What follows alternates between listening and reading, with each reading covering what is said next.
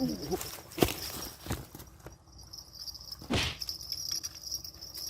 ไหม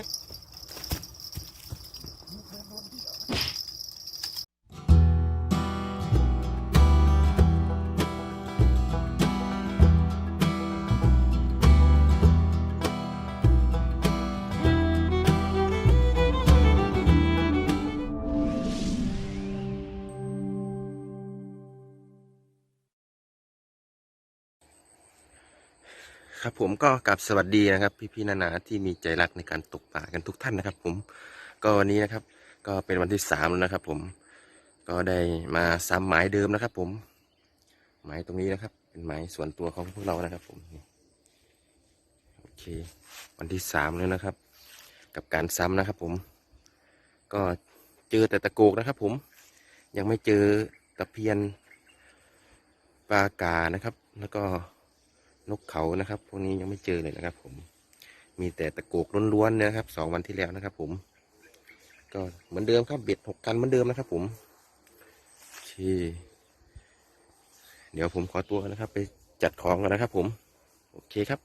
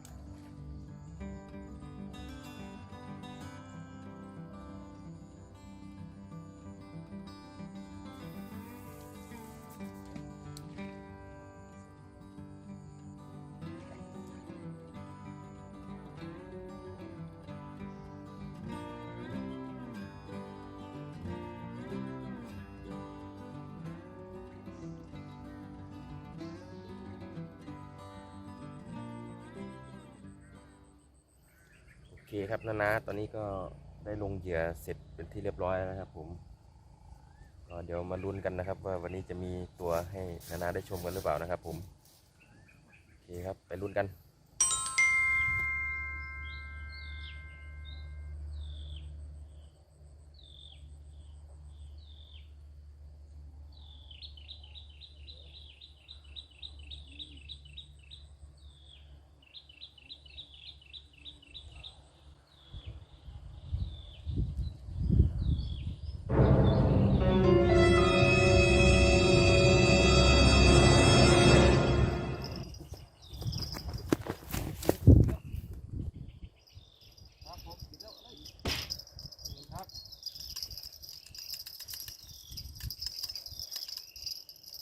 โอ้บ่ผมโมโหกันครับผมบริยูบ้านผมอยู่ตลาดอยู่ห่วยครับ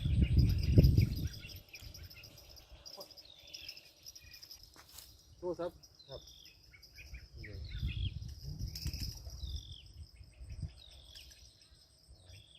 ที่ตากข้างนี้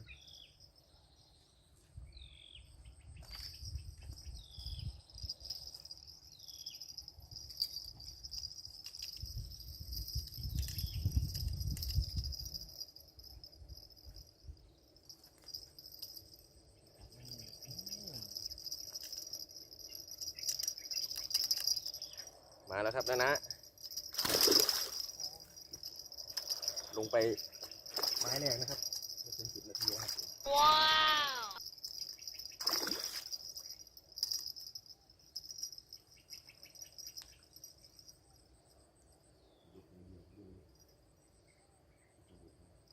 ตาสุด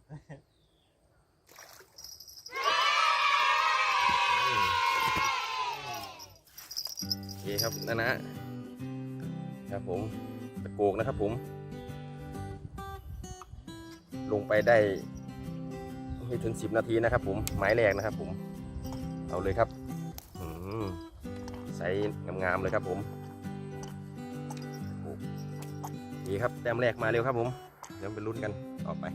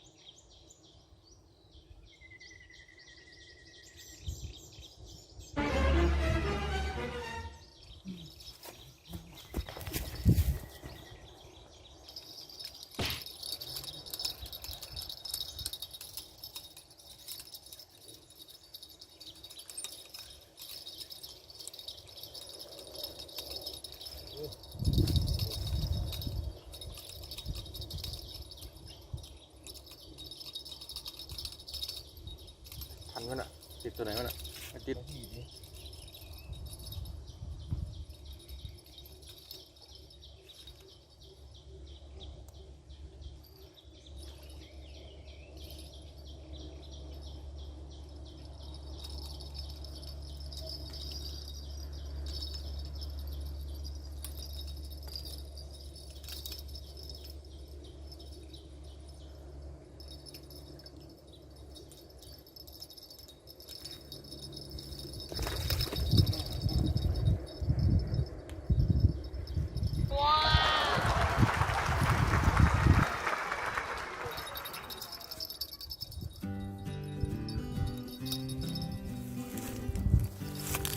นี่ครับนะแต้มที่2มาแล้วนะครับผมไม้แรกนะครับผมไม้แรกมา2 แต้มเลยนะครับวันนี้ค่อนข้างเข้าเร็วนะครับผมนี่แต้มที่2มาแล้วครับ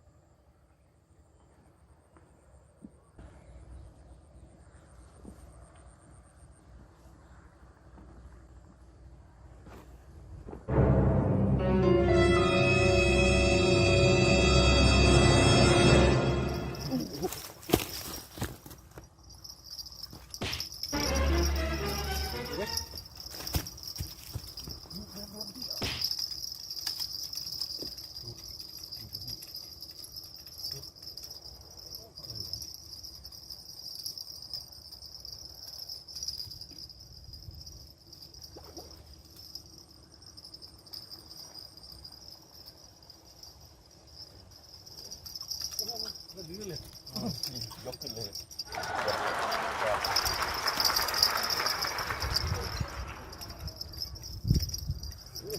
เข้า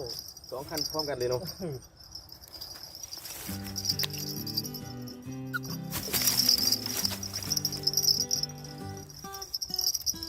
โอเคครับผมก็เมื่อกี้กำลังนั่งผสมเหยื่ออยู่นะครับผมก็โกนะครับเข้านะครับผมก็เข้าทีเดียวนะครับ2 คันเลยนะครับพร้อมกันนะครับผมก็ให้น้าเด่นนะครับไปวัดคันหนึ่งนะครับไม่อยู่นะครับผมนี่ครับตะโกครับ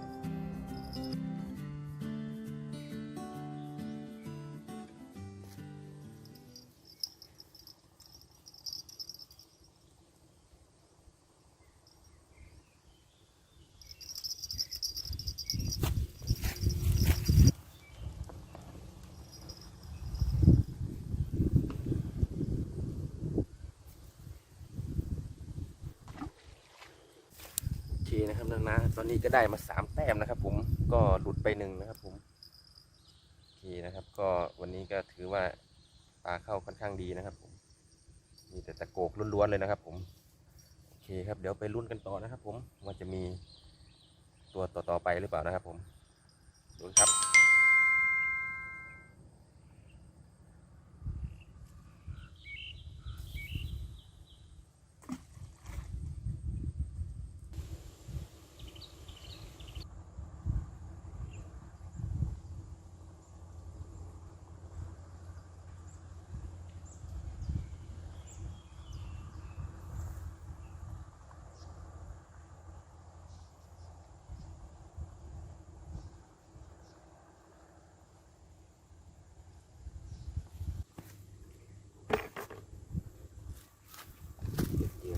ครับนะตอนนี้ก็ผ่านมา2 ชั่วโมงแล้วนะครับผมก็เริ่มเงียบแล้วนะครับตอนนี้ก็9 โมง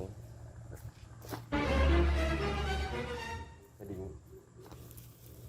ที่ดินนะพี่เมื่อกี้มันตอดพันยาวๆนี่มันตอดครับก็พอดีว่าจะมาเปลี่ยนเหยื่อนะครับ ก็มีกระดิ่งดังนะครับผมเมื่อกี้นะครับของนาดินนะ นี่นานขึ้น โอเคครับเดี๋ยวผมขอตัวไปเปลี่ยนเหยื่อก่อนครับ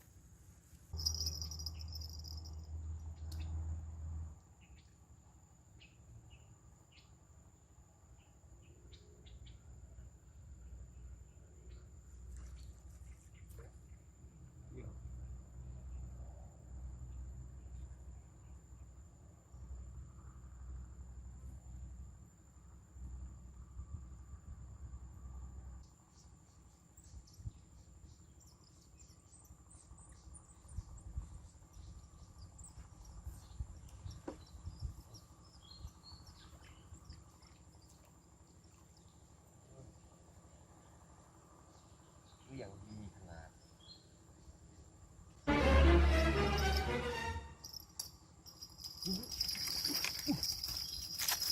อยู่กันนะ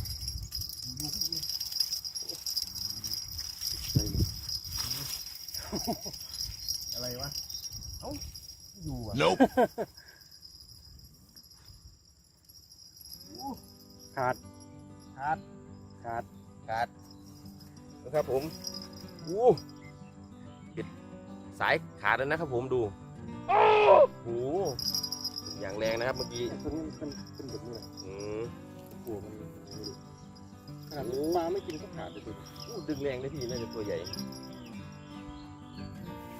อู้น่าจะตัวใหญ่ครับนะพอดีผมกำลังเจอนะครับเปลี่ยนเหยื่อนะครับผมเข้าของหน้าดินนะครับผม ปรากฏว่า ฉันไม่กิน อะไรพี่ ตังฉันไม่กินเมื่อกี้นี่ ใช่แล้วพี่มันตึกๆเมื่อกี้เลยขาดเลยนะครับผมอู้น่าจะตัวใหญ่นะครับเสียดายครับผมเดี๋ยวเปลี่ยนเหยื่อต่อครับ ก็ดึงดูแล้วนะมันอะไร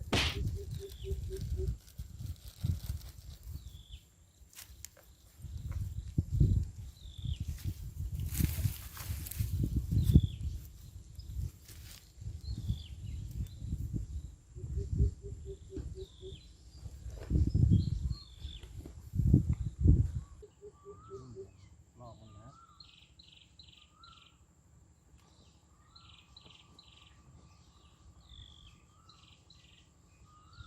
ใส่เข้าตัวแรก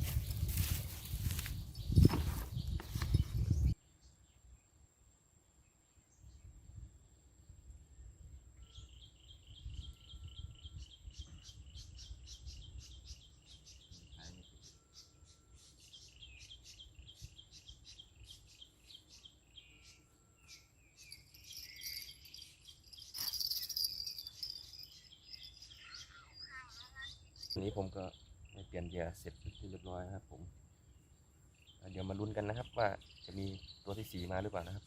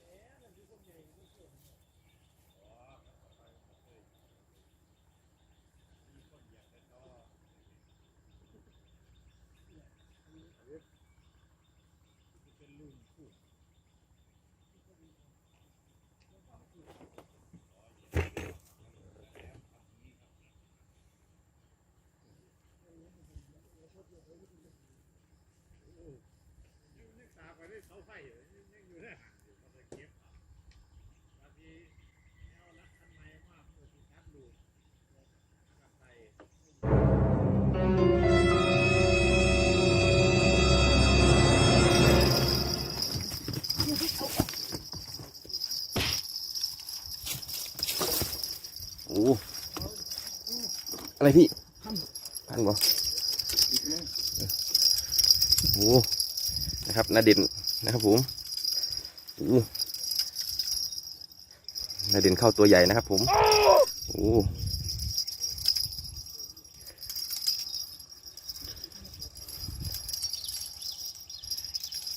ตะโกกนะครับอ้าวหลุดแล้วพี่หลุดไหม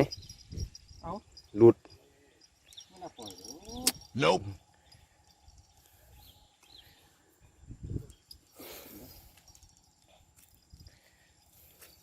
หลุดนะครับนะโอ้โหเสียดายครับผม 3 ตัว เห็นตะโกกนะครับเมื่อกี้ไปลุ้นกันต่อครับผมพลาดครับเมื่อกี้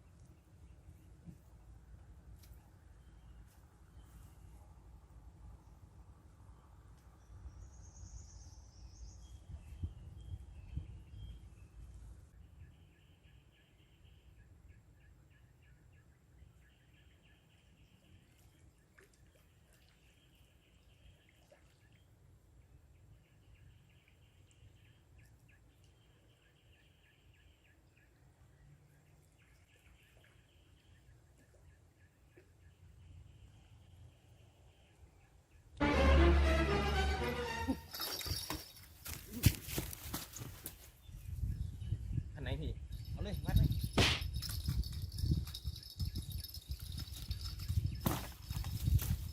พี่อะไรพี่ไม่อยู่อ่ะ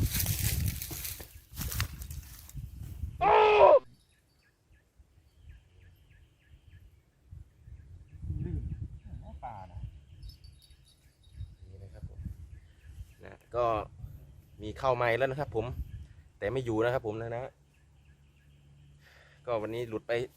4 ตัวแล้วนะครับผมโอเคครับผมเดี๋ยวผมขอตัวไปเปลี่ยนเหยื่อก่อนนะครับผม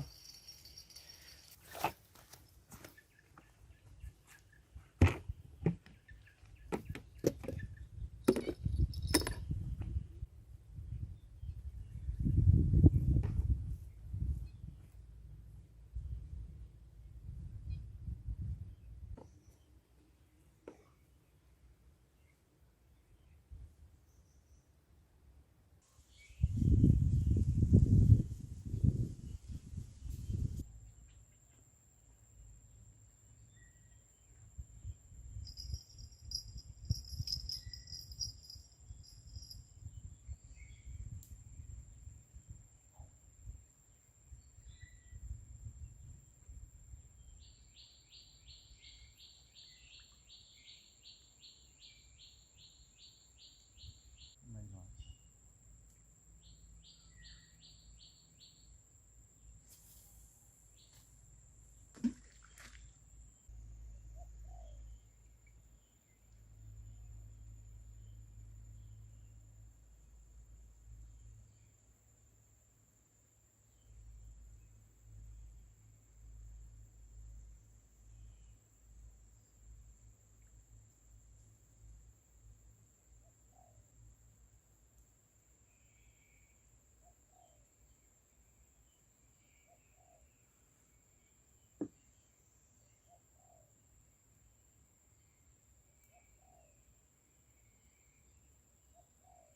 โอเคครับแล้วนะตอนนี้เหยื่อก็น่าจะหมดแล้วนะครับผมเหยื่อในถังก็ไม่พอแล้วนะครับเดี๋ยวจะเก็บเบ็ดนะครับแล้วก็กลับบ้านแล้วนะครับผม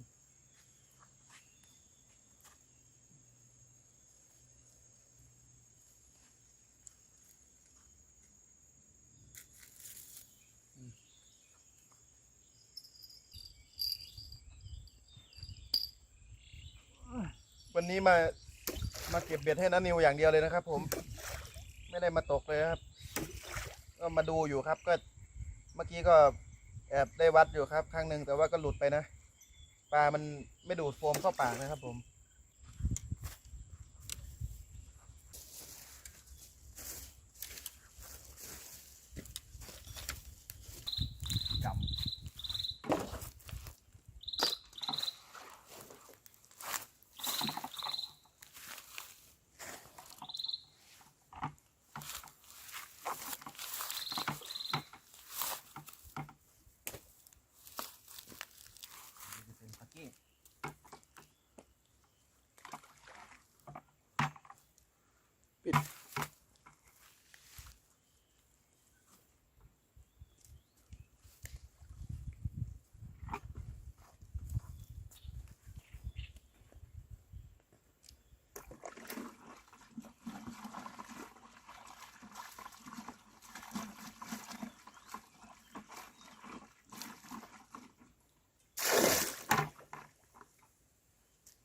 ก็โอเคครับก็วันนี้นะครับผม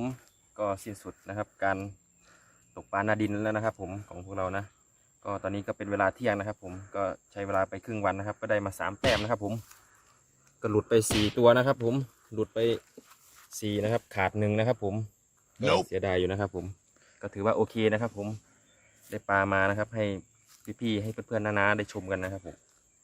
อันนี้ก็เหยื่อหมดพอดีเนาะนั่นนิวเนาะ ครับก็เหยื่อหมดพอดีครับก็ได้เวลากลับนะครับ ก็สายๆมาก็เริ่มเงียบนะครับผมก็แดดค่อนข้างร้อนนะครับผมโอเคนะครับ ถ้าชอบคลิปนี้นะครับผมก็ฝากกดไลค์ฝากกดแชร์ฝากกดติดตามนะครับ ให้ช่องจุกกู้ชาแนลด้วยครับก็เจอกันอีพีหน้านะครับผมก็สำหรับวันนี้ผมกับนาเดียนก็ขอตัวกลับบ้านก่อนนะครับผมสวัสดีครับ ครับ บ๊ายบาย นี่ครับ